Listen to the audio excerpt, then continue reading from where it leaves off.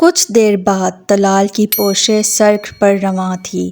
ظفر صاحب front set پر بیٹھے تھے جبکہ بیک سیٹ پر بیٹھی عنایا کے چہرے کے زاویے دیکھ کر کوئی بھی بتا سکتا تھا کہ وہ کس مجبوری کے عالم میں ہیں۔ طلال کسی دوسرے ڈرائیور کو بھی بھیج سکتا تھا لیکن دل اپنی منمانی کرنے لگا اور نتیجتاً دل کے ہاتھوں مجبور ہو کر طلال ان کے گھر چلا آیا۔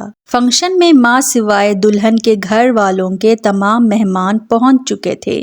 لڑکے لڑکیاں سیلفی لے رہے تھے جبکہ پروفیشنل فوٹوگرافر الگ سے وہی کام سر انجام دینے میں مصروف تھے۔ موسیٰ کے رشتہ داروں کے علاوہ اس کے کولیگز بھی مدعو تھے۔ چند لمحے قبل ہی موسیٰ اس کے برابر سے اٹھ کر گیا تھا۔ منتظر سی شازماں کے دل میں اب خدشات سر اٹھانے لگے۔ کہاں رہ گئے؟ کہیں ابا کی طبیعت نہ خراب ہو گئی ہو؟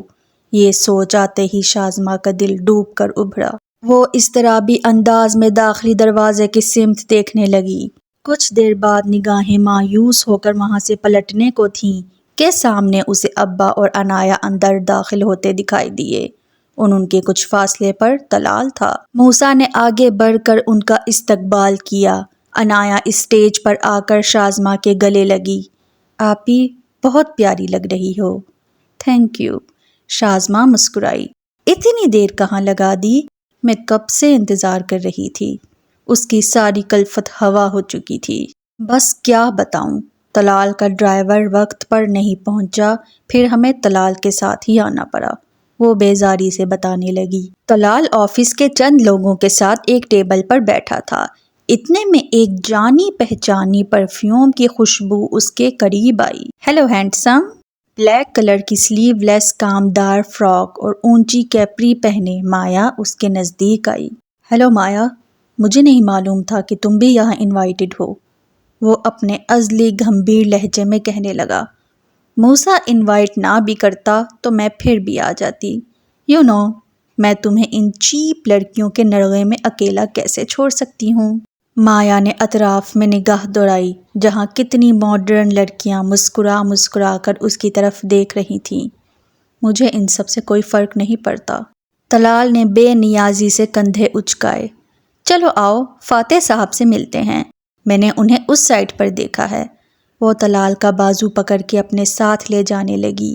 ستون کے پیچھے سے عنایا جو ایک ہاتھ میں سلش تھامے اپنے دھیان میں چلی آ رہی تھی، اچانک ہی مایا سے ٹکرا گئی اور نتیجتاً سلش مایا کے کپڑوں پر اپنا نقشہ چھوڑ گیا۔ Are you blind? تم نے میرا ڈریس خراب کر دیا، مایا نے صدمے سے اپنے کپڑوں کی جانب دیکھ کر سخت لہجے میں کہا۔ عنایا جو اس تصادم کے لیے بالکل تیار نہ تھی، وہ بھی ششردہ کھڑی رہ گئی۔ اٹس اوکے مایا۔ عنایا اور مایا نے ایک ساتھ طلال کی طرف دیکھا۔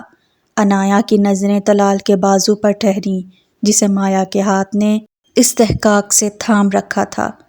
کیا کہا تم نے؟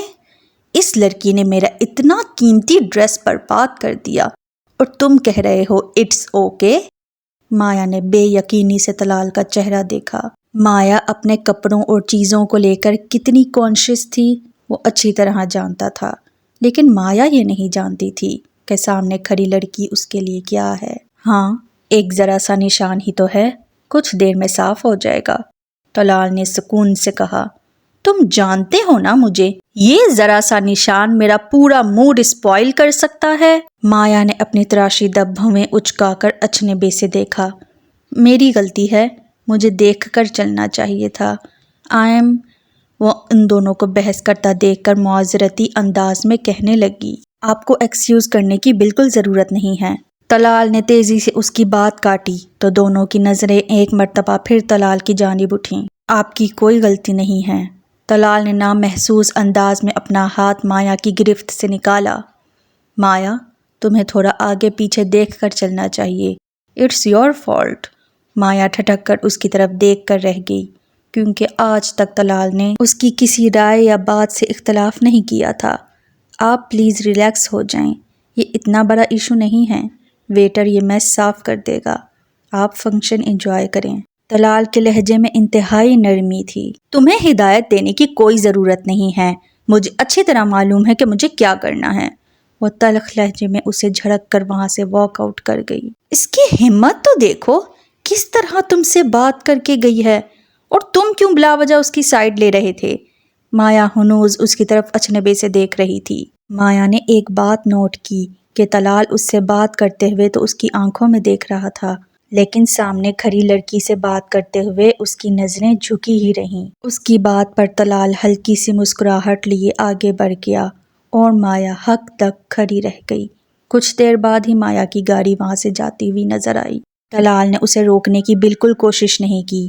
بہرصورت وہ جانتا تھا کہ اب مایا کا یہاں مزید ایک لمحہ بھی رکنا مشکل ہے۔ یہ تھی اداس آنگن کی قسط نمبر 45۔ ملتے ہیں نیکسٹ ایپیسوڈ میں۔ اللہ حافظ۔